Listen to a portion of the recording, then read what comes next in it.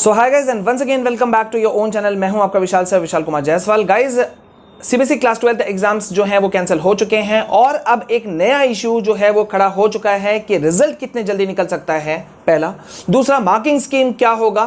तीसरा, यूनिवर्सिटीज या different colleges जो अपना एडमिशन क्राइटेरिया होगा वो उनका क्या होगा। तो गाइज मतलब अब जो है वो एक नया मुद्दा खड़ा है और सेंट्रल गवर्नमेंट को भी और सीबीएसई को भी और डिफरेंट स्टेट बोर्ड्स को भी अपना अपना जो है वो जवाब देना होगा। और ज़रूरी भी है क्योंकि जो स्टूडेंट्स मार्क्स पाएंगे उसी मार्क्स के बेसिस पे उनका एडमिशन होगा, फिर वो चाहे देश के अंदर हो या फॉरेन यूनिवर्सिटीज़ में हो या कहीं पर भी हो। तो मतलब मुद्दा अभी सीधा यहाँ पे बहुत ज़्यादा है कि मार्किंग स्कीम जो है वो क्या होने वाला है। तो गाइज इस वीडियो में मैं आपको अपडेट देने वाला हूँ सीबीएसई किन ऑप्शंस पे विचार कर रही है और कौन सा ऑप्शन के बेसिस पे आपका जो मार्किंग स्कीम है, ऑब्जेक्टिव क्राइटेरिया क्लास 12 के लिए, वो कौन सा होने वाला है। गाइज ये पूरा अभी मुद्दा वहां से शुरू हुआ था जहां पे सीबीएसई क्लास 12 बोर्ड एग्जाम को पीएम मोदी ने कैंसिल कर दिया और पीएम मोदी ने एक इंस्ट्रक्शन दिया है सीबीएसई को, साफ साफ इंस्ट्रक्शन दिया है कि रिजल्ट को जल्दी से जल्दी वो क्रिएट करें और वो जो रिजल्ट बेस्ड होगा वो होगा ऑब्जेक्टिव क्राइटेरिया के बेसिस पर, ठीक है। और साथ ही साथ में उन्होंने एक और इंस्ट्रक्शन दिया कि टाइम बाउंड जो है ये मैनर पे होना चाहिए, ये रिजल्ट जो है वो जल्दी होना चाहिए क्योंकि ऑलरेडी बहुत डिले हो चुका है, ऑलरेडी काफी देर हो चुका है और उसका नतीजा कहीं बच्चों को ना भुगतना पड़े। तो ये जो है एक इंस्ट्रक्शन सीबीएसई को दिया गया है मोदी जी के द्वारा और सुप्रीम कोर्ट ने भी यही कहा है कि ऑब्जेक्टिव क्राइटेरिया तो सेट हो ही हो और एक टाइम बाउंड में रिजल्ट भी जनरेट हो। तो गाइज यहां पे चलिए अब हम आपको बताते हैं कि कौन से वो ऑप्शंस हैं जिन पे सीबीएसई बहुत ही सीरियस वे में विचार कर रही है। पहले तो मैं आपको बता दूं कि यहां पे अभी सीबीएसई बहुत कंफ्यूज है, खुद सुप्रीम कोर्ट को भी पता है मामला बहुत गंभीर है। सीबीएसई का रिजल्ट निकलवा पाना क्लास 12 का इतना आसान नहीं होगा, तो इसी वजह से सुप्रीम कोर्ट ने भी सीबीएसई को 2 सप्ताह का टाइम दिया है ताकि वो अपना जो ऑब्जेक्टिव क्राइटेरिया जो स्कीम है या मेथड है उसको वो जनरेट कर सके। लेकिन जो हमें इंफॉर्मेशन हमारे पास में पहुंची है वो 3 ऑप्शंस पे सीबीएसई वेट कर रही है।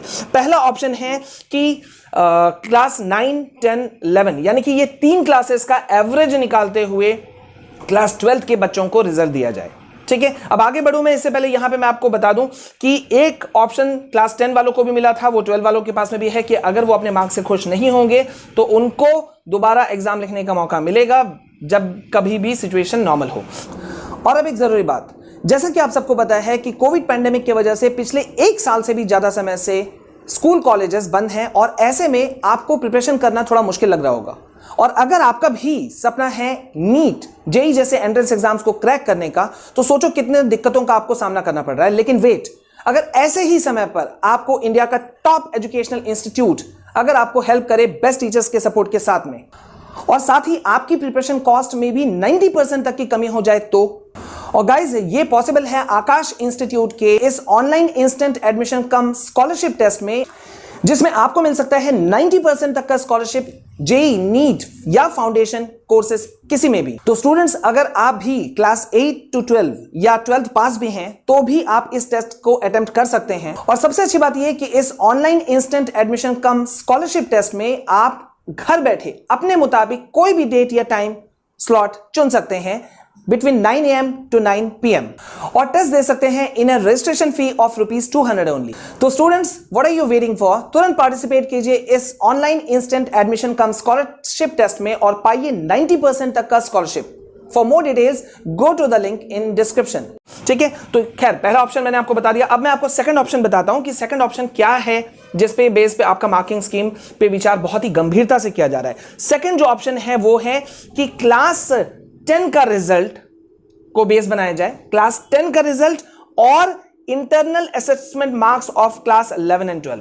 मतलब क्लास 10 में आपका क्या रिजल्ट था वो एक बड़ा रोल प्ले अदा करेगा, ठीक है। और क्लास 11 और 12 में आपको इंटरनल असेसमेंट्स जो भी कुछ आपने एग्जाम्स दिए, प्रैक्टिकल्स हुए होंगे, प्रोजेक्ट वर्क्स मिले होंगे, असाइनमेंट्स मिले होंगे, तो उनका एक इंटरनल असेसमेंट निकाल ले क्लास 11 और 12 का और इसके बेसिस पे आपका रिजल्ट को जनरेट किया जाए। क्योंकि क्लास 12 जो है ना वो बहुत सेंसिटिव आप क्लास बोल सकते हैं, आपका रिजल्ट जो है वो बहुत सेंसिटिव होता है, ठीक है। और तीसरा ऑप्शन जो है जिसपे सीबीएसई का अभी झुकाव थोड़ा ज्यादा है वो है internal exam conducted by schools in class 12। Result based on internal exams conducted by schools in class 12। Class 12 में आपके कई एग्जाम्स हुए होंगे, ठीक है, फिर चाहे वो किसी भी टाइप के टेस्ट हो, प्री बोर्ड आपका हुआ है, प्रैक्टिकल आपके एग्जाम्स हुए हैं, ठीक है, तो इनके बेसिस पे भी सीबीएसई विचार कर रहा है कि आपके रिजल्ट बनाए जा सकते हैं।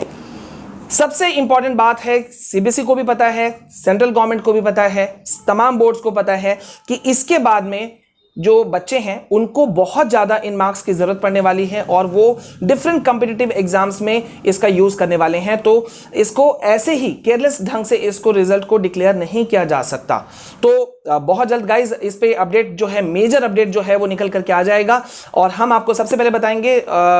लेकिन तब तक मैं आपको एक सुझाव दे रहा हूं कि आप सभी क्लास 12 के स्टूडेंट्स पूरा अब आप लोग फोकस ले आओ अपने कॉम्पिटिटिव एग्जाम्स में। मतलब अगर आप जेई के लिए जाना चाहते हो, नीट के लिए जाना चाहते हो, तो please start preparing for that. And हमारा चैनल इसमें आपको बहुत ज्यादा मदद करेगा। हम आपको कौन से यूनिवर्सिटी को आपको सेलेक्ट करना चाहिए, कौन से कॉलेजेस को आपको सेलेक्ट करना चाहिए, we are going to inform each and everything. हम आपको माइन्यूट से माइन्यूट डिटेल्स देंगे, जो भी चीज की आपको जरूरत होगी for the further studies, higher studies, ठीक है। सो प्लीज, अगर आप पहली बार हमारे चैनल में आए हैं और अब तक आपने सब्सक्राइब नहीं किया है तो what are you waiting for guys, please go for that. जल्दी से सब्सक्राइब कीजिए। ट्विटर पे आप मुझे फॉलो कर सकते हैं @विशाल आर्यव, मेरा ऑफिशियल ट्विटर हैंडल है। आप मुझे विशाल कुमार जायसवाल से भी सर्च कर सकते हैं। टेलीग्राम पे मुझे ज्वाइन करना चाहें तो please do join with study with Vishal sir, ठीक है। तो बने रहिए मेरे साथ में। This is all from my side. जय हिंद, जय भारत।